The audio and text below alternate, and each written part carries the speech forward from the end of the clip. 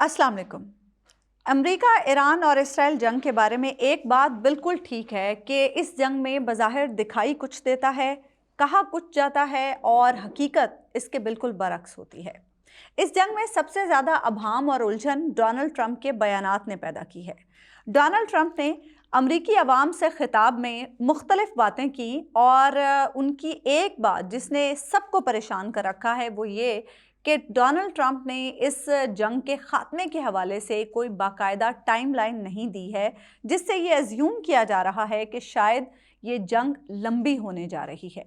Donald Trump ने अमरीकी अवाम से 20 मिनट के खिताब में किन अहम मामलात पर गुफ्तगू की, पहले हम उसका एक जायज़ा ले लेते हैं।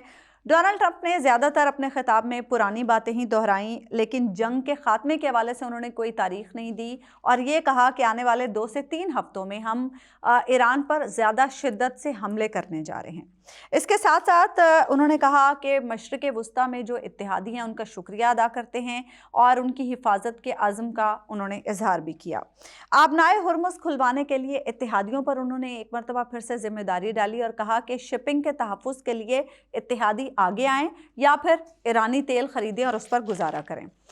इसके साथ साथ उन्होंने एक बार फिर ये दोहराया, जो कि एक बड़ा सख्त मैसेज है ईरान के लिए, कि अगर ईरान मुआहिदा नहीं करता तो फिर ईरान की बिजली तनसीबात पर हमला करेंगे और इसे वापस पत्थर के दौर में धकेल देंगे, जिस पर अमेरिका में जो कानून साज हैं वो बहुत ज़्यादा तनकीद कर रहे हैं कि एक 9 करोड़ आबादी वाले मुल्क को इस मॉडर्न एज में ऐसी धमकी कैसे दी जा सकती है। हुर्मुज़ के मामले पर ऐसा महसूस हुआ कि जैसे डोनाल्ड ट्रंप अपनी हार मान रहे हैं, क्योंकि उन्होंने कहा कि जब ईरान में फ़ौजी कार्रवाई मुकम्मल हो जाएगी तो हुर्मुज़ खुद ब खुद खुल जाएगा। इस पर भी बड़े सवालात उठाए जा रहे हैं कि ऐसा कैसे मुमकिन हो सकेगा और डोनाल्ड ट्रंप ऐसा कैसे कह सकते हैं कि खुद ब खुद खुल जाएगा हुर्मुज़। अच्छा, दूसरी तरफ ये कि ट्रंप के इस खिताब पर बहुत ज़्यादा तनकीद हो रही है अमेरिका में भी, दुनिया भर में भी, कि ट्रंप तो ऐसा लग रहा है कि इस जंग को बहुत लंबा करने के चक्कर में है, जबकि दुनिया चाहती है कि जल्द से जल्द ये जंग ख़त्म हो जाए। फिर ये कि ज़मीनी जंग के मामले पर, यानी ईरान में ज़मीनी फोर्सेस भेजने के मामले पर जब ट्रंप से सवाल किया गया तो उन्होंने कोई वाज़ेह जवाब नहीं दिया। हालांकि हम देख रहे हैं कि पिछले कुछ अरसे से मशरिक़ वुस्ता में जो अमरीकी फ़ोर्सेस के हवाले से एक बिल्डअप कर रहा है अमरीका, उससे ये चीज़ वाज़ेह हो रही है कि अमरीका ईरान में ज़मीनी कार्रवाई करने जा रहा है। लेकिन इस मामले पर सदर ट्रंप ने अपने ख़िताब में कोई ख़ास वजाहत नहीं की। फिर नेटो से निकलने के मामले पर, जो कि गुज़श्ता रोज़ सदर ने धमकी दी थी, उस पर भी उन्होंने कोई ख़ास बात नहीं की। ये भी एक इम्पॉर्टेंट चीज़ है। और ट्रंप के जो अहदाफ के हुसूल के दावे हैं ईरान में, उस पर भी काफ़ी सवालात उठाए जा रहे हैं और उस पर भी काफ़ी तनकीद हो रही है कि कौन से ऐसे अहदाफ हैं जो ट्रंप ने हासिल किए हैं। ईरान की जौहरी सलाहियत के ख़ात्मे के हवाले से जो ट्रंप दावे कर रहे हैं, उस पर भी सवालात उठाए जा रहे हैं कि जो पिछले साल जून में एक जंग हुई थी, उसमें जो एक दावा किया गया था कि बमबारी के नतीजे में ईरान के यूरेनियम के जो ज़खायर हैं उन्हें बहुत ज़्यादा नीचे ज़मीन में दफन कर दिया गया है, उसे कैसे निकाला जाएगा, इस पर भी सवालात उठाए जा रहे हैं। फिर ये कि ट्रंप ने जब ये खिताब किया तो उसके बाद क्या हुआ। जैसे ही डोनाल्ड ट्रंप ने अपना ये खिताब किया तो उसके बाद फ़ौरन से आलमी मंडियों में तेल की कीमतें बढ़ गईं, $105 फ़ी बैरल पर पहुंच गईं, जो कि पूरी दुनिया के लिए यकीनन तशवीश का बायस है, क्योंकि तेल की कीमतें जैसे ही बढ़ती हैं मुख्तलिफ मुल्कों में ऑयल प्राइसेस में इजाफा हो जाता है। पाकिस्तान में भी अब कल कहा जा रहा है कि पेट्रोल की कीमत में तकरीबन 100 रुपये तक इजाफा हो जाएगा और इस वक्त चूँकि 323 रुपये पे पेट्रोल है, तो कल अगर 100 रुपये का भी इजाफा होता है तो 423 रुपये पे पेट्रोल की कीमत पहुंच जाएगी, जो कि बहुत बड़ा इजाफा है और इससे यकीनन महंगाई का एक तूफ़ान आएगा। और ये ऐसा सिर्फ पाकिस्तान में नहीं बल्कि पूरी दुनिया में हो रहा है। यूरोप में भी हम देख रहे हैं कि ऑयल प्राइसेस में इजाफा हुआ है, ख़ुद अमरीका में ऑयल प्राइसेस में इजाफा हो रहा है। तो पता नहीं इसके मईशत पर कितने बुरे असरात होंगे, ये तो फिर आने वाला वक्त ही बताएगा। इसके साथ साथ हमने ये भी देखा कि ट्रंप के ख़िताब के फ़ौरन बाद ना सिर्फ ये कि तेल की कीमतें बढ़ी, बल्कि अमेरिका में फ्यूचर स्टॉक्स में गिरावट देखी गई। फिर इसके साथ साथ मुख्तलिफ मुल्कों में स्टॉक मार्केट्स में मंदी देखी गई। और हुर्मुज़ के मामले पर जो कंसर्न्स हैं मुख्तलिफ ममालिक के, वो मज़ीद बढ़ गए हैं क्योंकि ट्रंप ने हुर्मुज़ के मामले पे हाथ खड़े कर दिए हैं। इसीलिए आज लंदन में एक इजलास हो रहा है जिसमें बरतानिया जिसकी मेज़बानी कर रहा है, वर्चुअल इजलास है, और उसमें 35 ममालिक का जो इत्तेहाद है वो शरीक है। और वो इस तरीके वो गौर करेंगे मुख्तलिफ तरीक़ों पर कि किस तरह से आबनाए हुर्मुज़ को खुलवाया जा सकता है। अब देखना होगा कि इस इजलास में किन तरीक़ों पर गौर होता है और वो क्या तरीके हो सकते हैं जिससे आबनाए हुर्मुज़ को खुलवाया जा सकता है। यकीनन सिफारती तरीके तो नहीं हो सकते क्योंकि इस वक्त अमेरिका के साथ जंग चल रही है, और जब तक ये जंग ख़त्म नहीं होती तो अमेरिका के हवाले से सिफारतकारी भी कौन ही करेगा। यूरोप तो खैर इसमें शरीक नहीं होगा। ख़ास बात यह है कि ये जो इजलास बरतानिया जिसकी मेज़बानी कर रहा है, इसमें अमेरिका शरीक नहीं है। बाकी जो 35 ममालिक हैं इसमें यूरोप के ममालिक हैं, यूएई भी इसका हिस्सा है। और यूएई के हवाले से ही एक ख़ास बात यह है कि यूएई ने मुतालबा किया है कि आबनाए हुर्मुज़ खुलवाने के मामले पर जो अक़वाम मुत्तहिदा है वो ईरान के ख़िलाफ़ कार्रवाई करे। ये भी एक बड़ा इम्पॉर्टेंट स्टेप है। अक़वाम मुत्तहिदा अगर ऐसी कोई कार्रवाई करता है तो फिर उसके नतीजे में यकीनन मुख्तलिफ मुल्कों से फ़ौज इकट्ठी करके ईरान में कार्रवाई हो सकती है। ये भी बड़ा एक इम्पॉर्टेंट पॉइंट है।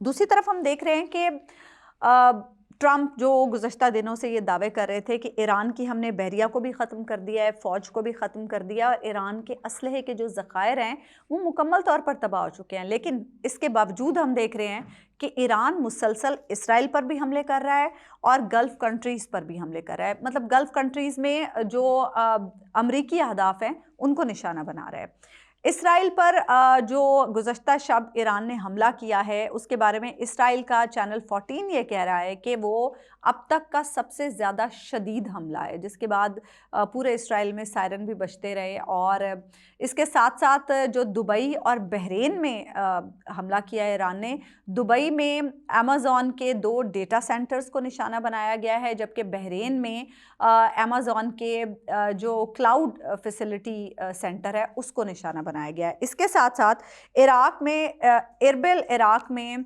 बरतानिया के एक ऑयल फैसिलिटी सेंटर को भी निशाना बनाया गया है। तो ईरान जो है वो मुसलसल हमले करके ये साबित कर रहा है कि उसका अभी तक असलहा भी मौजूद है, उसकी फ़ौज भी काम कर रही है और उसकी बहरिया भी मौजूद है। उसकी एक रीज़न ये है कि ईरानी पासदारान ने ये दावा किया है कि ईरानी पासदारान की जो बहरिया है उसने यूएई में एक अमरीकी मीटिंग हो रही थी जिसमें अमरीकी मेरीन्स मौजूद थे। ये पासदारान का दावा है, गो के आज़ाद ज़राए से इस दावे की अभी तक कोई तस्दीक नहीं हो सकी है, लेकिन बहरहाल उनका दावा अपनी जगह पर मौजूद है। उन्होंने दावा किया है कि यूएई में जो एक अमरीकी फ़ौजी अफसरान की मीटिंग हो रही थी उस पर पासदारान की बहरिया ने हमला किया और उसके नतीजे में 37 अमरीकी फ़ौजी अफसरान मारे गए हैं और कई ज़ख्मी भी हैं। तो ईरान मुसलसल अपनी हमला करने की सलाहियत का मुज़ाहरा कर रहा है और इसके साथ साथ जो एक स्ट्रेटिजिक कामयाबी उसे हासिल है वो ये है कि आबनाए हुर्मुज़ पर उसका कंट्रोल इस वक्त भी मौजूद है जब हम गुफ्तगू कर रहे हैं। इसके साथ साथ जो एक और बात है वो ये कि ईरानी फ़ौज ने अमरीकी धमकियों पर रिस्पॉन्स दिया है। उन्होंने कहा है कि अगर ईरान में ज़मीनी फोर्सेस दाखिल की जाएंगी तो कोई भी फ़ौजी ज़िंदा वापस नहीं जाएगा। ये धमकी दी है ईरानी आर्मी चीफ़ ने, जिनका नाम है अमीर Hatami, major general Amir Hatami, और उन्होंने ख़बरदार किया है कि हम किसी भी फ़ौजी को ज़िंदा वापस नहीं जाने देंगे। दूसरी तरफ जो ईरानी फ़ौज की तरफ से एक और सख्त पैगाम आया है वो ये कि जो भी हमलावर आएंगे उनके पाँव काट दिए जाएंगे, यानी बड़ा फैसला कुन और सख्त हम जवाब देंगे। इसके साथ साथ एक और चीज़ जो कि अमेरिका को ईरान ने धमकी दी है कि बड़े तबाहकुन और बड़े हमलों की जो एक धमकी दी है, ये ईरानी खबर रसाई एजेंसी तस्नीम न्यूज़ और फारस न्यूज़ के ज़रिए ईरानी फ़ौज के तर्जुमान ने एक मैसेज दिया है अमेरिका को, जिसमें उन्होंने कहा है कि अमेरिका और इसराइल के पास जो तेहरान की फ़ौजी सलाहियतों और साजो सामान के बारे में मालूमात है वो बिल्कुल भी मुकम्मल नहीं है, वो नामुकम्मल मालूमात है। इसके साथ साथ उन्होंने ये भी बताया कि ईरान की फ़ौजी पैदावार ऐसी जगहों पर है जिनके बारे में आप लोगों को मालूम ही नहीं है। ट्रंप के इस दावे को उन्होंने मुकम्मल तौर पर यकसर मुस्तरद किया है कि ईरान के पास इस वक्त असलहे की सलाहियत नहीं है और ईरान के असलहे के जो ज़खायर हैं वो ख़त्म हो चुके हैं। उन्होंने मुकम्मल तौर पर इस दावे को रिजेक्ट कर दिया है और साथ ही साथ आज के दिन में और पिछले 12-14 घंटों में उन्होंने मुख्तलिफ जगहों पर हमले करके इस बात को साबित भी कर दिया है।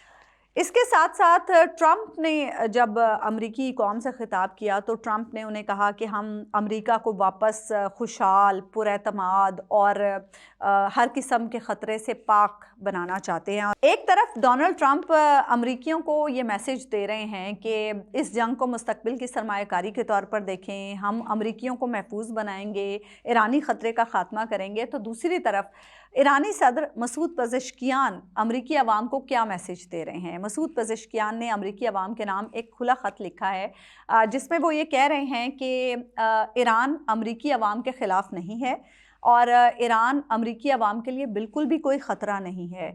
ईरानी जो हैं उनसे किसी को भी कोई ख़तरा नहीं है। ईरान को ख़तरे के तौर पर पेश करना हक़ाइक़ के बिल्कुल मुनाफ़ी है।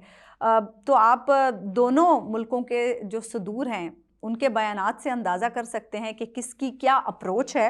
बहरहाल बात मगर फिर भी वही है, इस जंग से निकलने का रास्ता क्या है, इसके बारे में अभी तक किसी को कुछ मालूम नहीं है। मुझे इजाज़त दीजिए। अल्लाह निगहबान।